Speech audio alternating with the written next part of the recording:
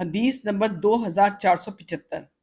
جابر بن عبداللہ رضی اللہ عنہما کہتے ہیں کہ رسول اللہ صلی اللہ علیہ وسلم نے ہمیں 300 کی تعداد میں بھیجا۔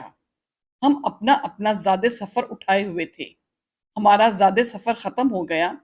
نوبت یہاں تک پہنچ گئی کہ ہر آدمی کے حصے میں صرف ایک ایک کھجور آتی تھی۔ ان سے کہا گیا، ابو عبداللہ، ایک کھجور سے آدمی کا کیا ہوتا ہوگا؟ جب وہ بھی ختم ہو گئی تو ہمیں اس کی قدر معلوم ہوئی۔ انہوں نے فرمایا، ہم سمندر کے کنارے پہنچے، آخر ہمیں ایک مچھلی ملی جسے سمندر نے باہر پھینک دیا تھا۔ چنانچہ ہم اس میں سے 18 دن تک جس طرح چاہا سیر ہو کر کھاتے رہے۔ امام ترمذی کہتے ہیں یہ حدیث حسن صحیح ہے۔ حدیث نمبر 2481۔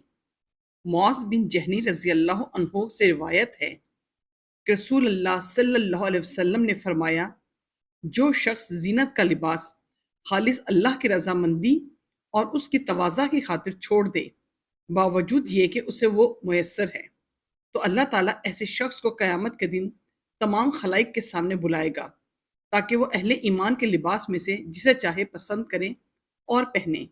امام ترمذی کہتے ہیں یہ حدیث حسن ہے۔ حل الایمان سے جنت کے وہ لباس مراد ہیں جو اہل ایمان کو دیے جائیں گے۔ حدیث نمبر 2483۔ حارثہ بن مدرب کہتے ہیں ہم خباب رضی اللہ عنہ کے پاس عیادت کرنے کے لیے آئے۔ انہوں نے اپنے بدن میں 7 داغ لگوا رکھے تھے۔ انہوں نے کہا، یقیناً میرا مرض بہت لمبا ہو گیا ہے۔ اگر میں نے رسول اللہ صلی اللہ علیہ وسلم کو یہ فرماتے نہ سنا ہوتا کہ موت کی تمنا نہ کرو تو میں ضرور اس کی تمنا کرتا۔ اور آپ نے فرمایا، آدمی کو ہر خرچ میں ثواب ملتا ہے سوائے مٹی میں خرچ کرنے کے، یا فرمایا گھر بنانے میں۔ امام ترمذی کہتے ہیں یہ حدیث حسن صحیح ہے۔ حدیث نمبر 2485۔ عبداللہ بن سلام رضی اللہ عنہ کہتے ہیں کہ رسول اللہ صلی اللہ علیہ وسلم جب مدینہ تشریف لائے تو لوگ آپ کی طرف دوڑ پڑے اور کہنے لگے، اللہ کے رسول آ گئے، اللہ کے رسول آ گئے، اللہ کے رسول آ گئے۔ چنانچہ میں بھی لوگوں کے ساتھ آیا تاکہ آپ کو دیکھوں۔ پھر جب میں نے آپ صلی اللہ علیہ وسلم کا چہرہ مبارک اچھی طرح دیکھا تو پہچان گیا کہ یہ کسی جھوٹے کا چہرہ نہیں ہو سکتا۔ سب سے پہلی بات جو آپ نے کہی وہ یہ تھی، لوگوں اسلام پھیلاؤ، کھانا کھلاؤ، اور رات میں جب لوگ سو رہے ہوں تو نماز پڑھو، تم لوگ سلامتی کے ساتھ جنت میں داخل ہوگے۔ امام ترمذی کہتے ہیں یہ حدیث صحیح ہے۔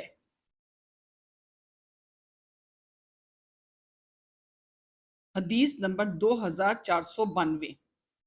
عبداللہ بن عمر بن عاص رضی اللہ عنہما سے روایت ہے کہ نبی اکرم صلی اللہ علیہ وسلم نے فرمایا، متکبر گھمنڈ کرنے والے لوگوں کو قیامت کے دن میدان حشر میں چھوٹی چھوٹی چیونٹیوں کے مانند لوگوں کی صورتوں میں لایا جائے گا۔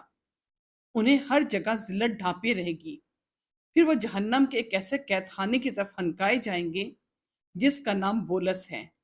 اس میں انہیں بھڑکتی ہوئی آگ ابالے گی۔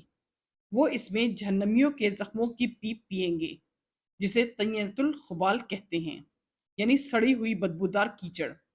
امام ترمذی کہتے ہیں یہ حدیث حسن صحیح ہے۔ حدیث نمبر 2498۔ عبداللہ بن مسعود رضی اللہ عنہ کہتے ہیں کہ رسول اللہ صلی اللہ علیہ وسلم نے فرمایا، یقیناً اللہ تم میں سے ایک شخص کی توبہ پر اس شخص سے کہیں زیادہ خوش ہوتا ہے جو کسی بے آب و گیا چٹیل میدان میں ہے۔ اس کے ساتھ اس کی اونٹنی ہے جس پر اس کا توشہ، کھانا پانی اور دیگر ضرورتوں کی چیزیں رکھی ہوئی ہیں۔ پھر اس کی اونٹنی کھو جاتی ہے اور وہ اسے ڈھونڈنے کے لیے نکل پڑتا ہے، یہاں تک کہ جب وہ ہلاکت کے قریب پہنچ جاتا ہے تو وہ سوچتا ہے، میں اسی جگہ لوٹ جاؤں جہاں سے میری اونٹنی کھو گئی تھی اور وہیں مر جاؤں۔ چنانچہ وہ لوٹ کر اسی جگہ پہنچتا ہے۔ اور اس پر نیند طاری ہو جاتی ہے۔ پھر جب بیدار ہوتا ہے تو کیا دیکھتا ہے کہ اس کی اونٹنی اس کے سر کے پاس موجود ہے، اس پر اس کا کھانا، پانی اور حاجت کی چیز بھی موجود ہے۔ امام ترمذی کہتے ہیں یہ حدیث حسن صحیح ہے۔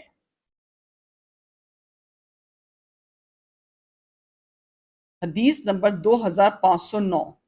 ابو الدرداء رضی اللہ عنہ کہتے ہیں کہ رسول اللہ صلی اللہ علیہ وسلم نے فرمایا، کیا میں تمہیں ایسی چیز کے بارے میں نہ بتا دوں جو درجہ میں صلاۃ، صوم اور صدقہ سے بھی افضل ہے؟